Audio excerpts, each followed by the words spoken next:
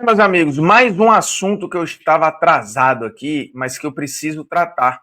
Um resumão do que aconteceu nos jogos de ida das quartas de final da Liga dos Campeões da Europa, porque tem muito recado ali. Eu não vou falar só dos jogos, mas tem em cada um coisas bem interessantes para se falar no macro, assim, de trabalho, de talento, de paciência, às vezes de supervalorização, de mudança de rumo. Esses 4 jogos eles vão servir de gancho para a gente puxar outros temas aqui que eu acho bem importante para a gente tratar, beleza? Vinheta. Nunca pensei em ser.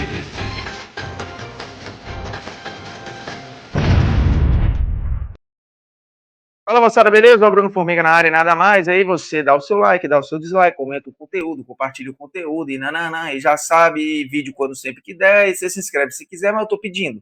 Aí você faz isso agora, ok? E espalhe aí o conteúdo por aí se você curtir de alguma forma, tá bom? É o seguinte, resumão da Liga dos Campeões da Europa. A gente teve na semana os jogos de ida e alguns resultados impactantes, algumas grandes atuações. Acho que todos foram jogos muito bons e com histórias muito legais de contar. Eu trabalhei em 2 desses jogos e na próxima semana trabalharei em outros 2 jogos, que são os mesmos, só que os jogos à volta. E algumas equipes têm desafios muito grandes, obviamente, que fica muito holofote em cima do desafio gigantesco que o Real Madrid tem de reverter um 3-0 que tomou na Inglaterra. Eu vou fazer um vídeo depois dedicado só a isso, com o título de Missão Impossível menos para o Real. Porque a verdade é que a gente só está discutindo isso porque é o Real Madrid jogando no Santiago Bernabéu. Fosse provavelmente qualquer outra equipe, a gente ia dar como favas contadas. Mas tem esse asterisco e eu tratarei sobre isso em um vídeo dedicado somente para este jogo. E aqui eu vou resumir tudo o que aconteceu nos outros jogos, incluindo do Real, e puxando ganchos que eu acho muito importantes em cada um, porque eu acho que cada jogo aí tem um recado muito legal mesmo.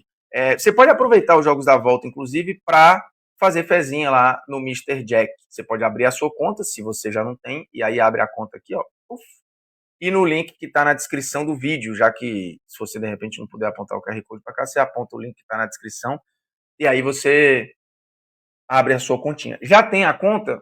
Aperta o X lá e já começa a brincar. Segurança, agilidade e as melhores cotações do mercado. Esse é um recado para quem tem 18 anos ou mais. E só deixa lá o que você pode perder, velho.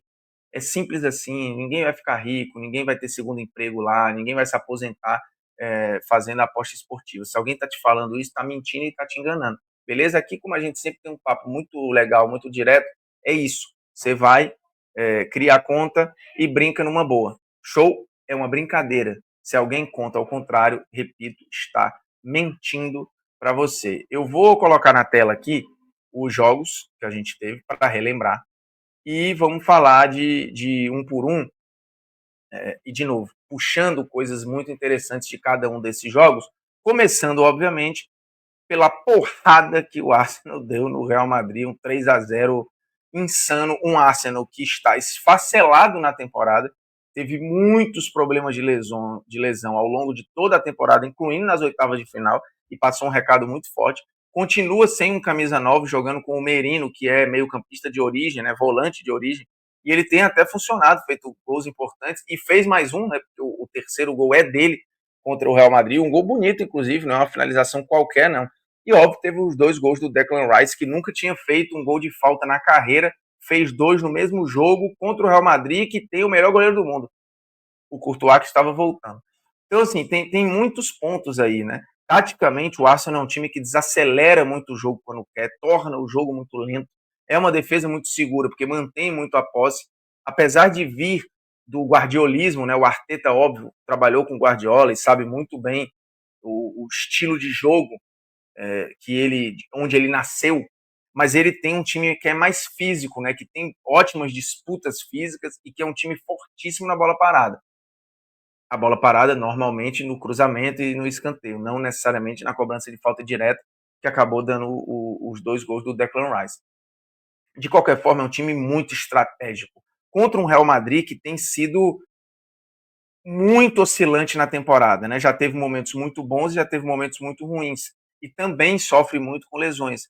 Tem lesão na zaga, aí tem lesão na lateral. Assim, o Ancelotti precisou administrar muitos problemas na temporada. É verdade isso. E esse Real já se mostrou vulnerável em vários momentos. Mas ele sempre foi capaz ali de buscar, de respirar, de fazer um gol salvador e tal. Dessa vez não aconteceu. Tem vezes que o pacto está do outro lado. E o Arsenal não só fez um, como fez dois, como fez três. E ele não é um time de tomar muitos gols. Então é difícil imaginar, olhando para o Arsenal, que o Real vai ter conforto em conseguir fazer quatro. Ou fazer três para levar para a prorrogação, enfim. É difícil, vai ser uma missão duríssima. Se tem alguém capaz de fazer isso, é o Real Madrid do Ancelotti com essa galera. O Real Madrid do Ancelotti já passou aperreio em outras Champions, inclusive nas que ganhou. Vale lembrar que em 22 ele jogou pior que todos os adversários no mata-mata. Todos, incluindo a final. E mesmo assim foi campeão. Numa coisa épica, assim, dá um documentário ali. Na temporada passada, já foi um Real mais seguro, mas que, porém, passou susto também. E na final sofreu muito contra o Dortmund. Primeiro tempo, o Dortmund joga melhor do que o Real. E tem chance até de abrir o placar. Então, assim, esse Real do Ancelotti, ele nunca foi um time inteiramente pronto e seguro. Mas ele é um time fortíssimo e muito resistente.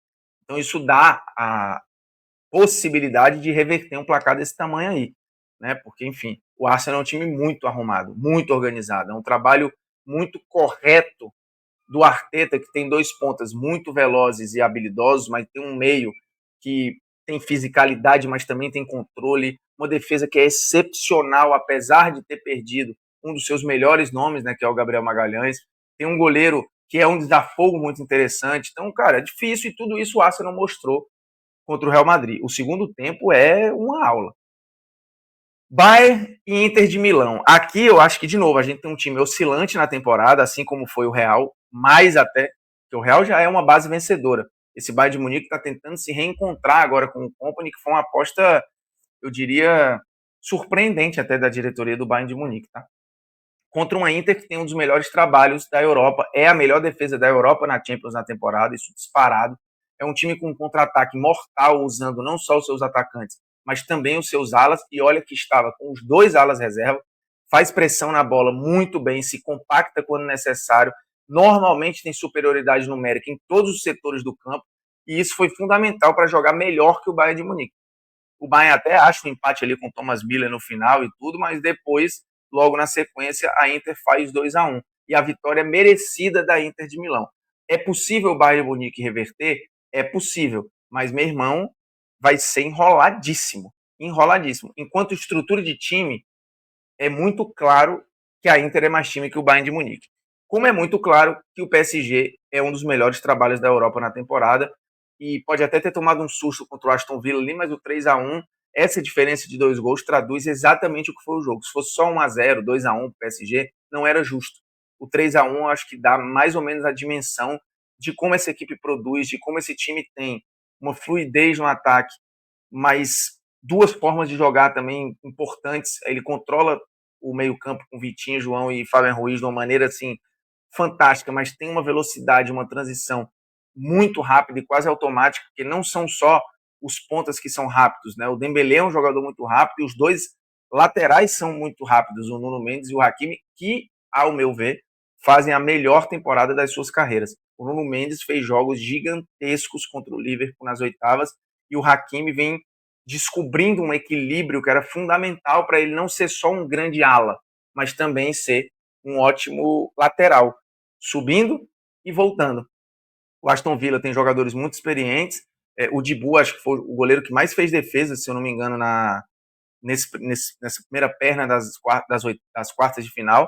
Mas o PSG é muito mais time. Né? Vai decidir fora, isso pode dar algum risco, mas como não tem mais a história dos gols fora e tal, o Aston Villa vai ter que ou fazer dois de diferença para levar para prorrogação ou meter três no PSG, o que eu acho pouco provável, a não ser que dê uma pane, um tilt completo, porque de dezembro, janeiro para cá, o PSG entrou absolutamente nos trilhos e é o time do Luiz Henrique. Ele não é o time do Dembélé, ele não é o time do Doué, ele não é o time do Kvaratskhelia, que entrou muito bem. O Doué, inclusive, pedindo passagem, virou titular no lugar do Barcola, né? Ele não é o time do Vitinho, ele não é o time do Donnarumma, que acho que faz a melhor temporada dele no PSG desde que ele chegou. Ele é o time do Luiz Henrique, isso está muito claro. O Barcelona meteu 4 no Borussia, era de se esperar uma diferença grande. 2, 3, 4, eu acho que sacramenta o resultado, é o melhor futebol da Europa, é um time também muito fluido, porque ele transita muito rápido para o ataque, mas também mantém a posse no meio, porque o Pedri vive a melhor temporada da carreira, o De Jong voltou a jogar muito bem, lembrando o De Jong dos tempos de Arsenal, isso sem contar que tem um reserva como o Ferran Torres, que é o terceiro artilheiro do time, então isso é fundamental. O Yamal é gênio, o Rafinha, para mim, é o melhor jogador da Champions e foi decisivo de novo, e o Lewandowski chegando a mais uma temporada que ele mete 40 gols. São 8 temporadas na vida do Lewandowski em que ele fez 40 gols ou mais. É estrondoso, porque esse é um número de Messi. O Messi tem 8 temporadas na carreira que fez 40 gols ou mais. O Cristiano tem 10 temporadas que fez 40 gols ou mais. Então isso é muito gigantesco, é muito relevante, é muito impactante. E o time não vive só disso. O time do Hans Flick tem uma pressão em cima da bola, uma capacidade de marcar com linha alta, de deixar a linha de impedimento, de expor o adversário, que é insano, assim, mas é muito legal de ver. É um time que gosta de correr riscos, porém, eu diria, este Barcelona, neste momento, tá? Neste momento, corre menos riscos do que, por exemplo, o Bayern de Munique dele de 2020 corria. Por exemplo, assim, só para a gente lembrar e fazer algum tipo de comparação aqui. O Hans Flick é impressionante porque ele tem a terceira edição dele de Champions agora, né? Ele só tem 2 derrotas na história dele da Liga dos Campeões. Está com quase 90 gols marcados e tem acho que 28 sofridos, 26, uma parada assim. A diferença era muito grande mesmo. O Borussia é um time muito inconstante. Ele é um na Liga dos Campeões e outro no Campeonato Alemão, mas ele pareceu muito mais o time do Campeonato Alemão do que o time da Liga dos Campeões, que tinha feito alguns bons jogos, é bem verdade. Mas assim, ele foi dominado o tempo todo, assim, teve uma situação ou outra ali com o Guirassy, uma chance ou outra, mas o quarteto da frente, fora o Guirassy, nada funcionou, tanto que o Kovac faz mudanças logo no intervalo para tentar dar algum tipo de resposta, mas não tem como, cara. Assim, o Barcelona ele se procura de uma maneira muito rápida, a conexão ela é muito natural, os jogadores têm um contra um muito forte, né? Não só Rafinha e Yamal, mas a capacidade de controle ali do Firmin, do Pedri, do De Jong, torna essa missão ainda mais fácil. É uma defesa hoje muito arrumada, né, muito correta, assim, o Bacio e o Nigo Martinez, eles fazem temporada de pouquíssimo erro, e é preciso salientar o ótimo trabalho do Chesney, que estava aposentado e foi chamado para voltar a jogar e está tendo que substituir o Ter Stegen, que pode voltar na reta final, ainda o que seria trágico para os adversários.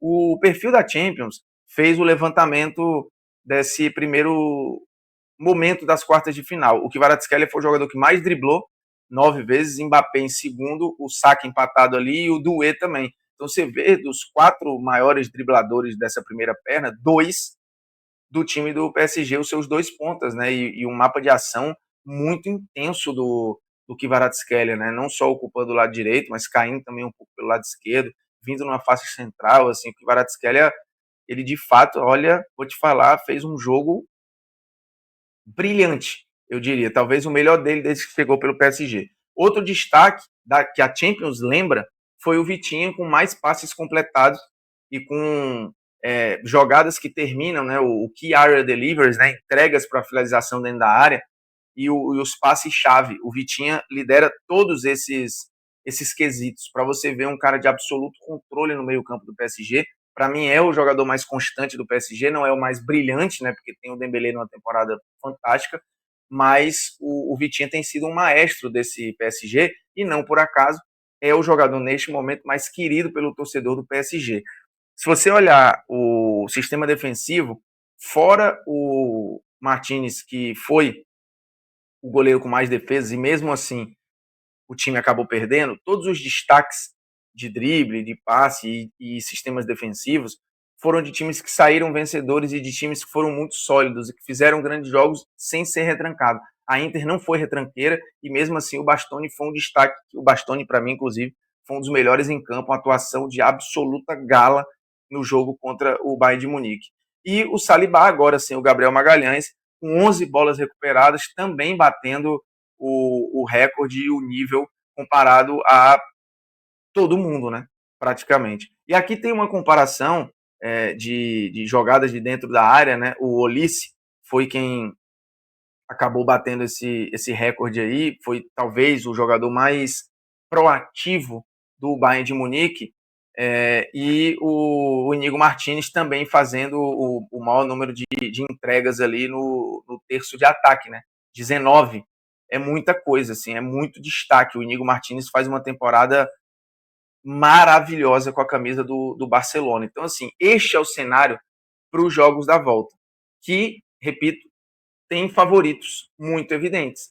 Óbvio que o Arsenal é favorito pela vantagem que tem. É óbvio que o Barcelona é favorito pela vantagem que tem. É óbvio pela vantagem que tem, pela diferença de times, que o PSG é favorito. E é evidente, por jogar em casa, por ter a vantagem e por fazer uma temporada mais sólida, que a Inter é favorita contra o Bayern de Munique.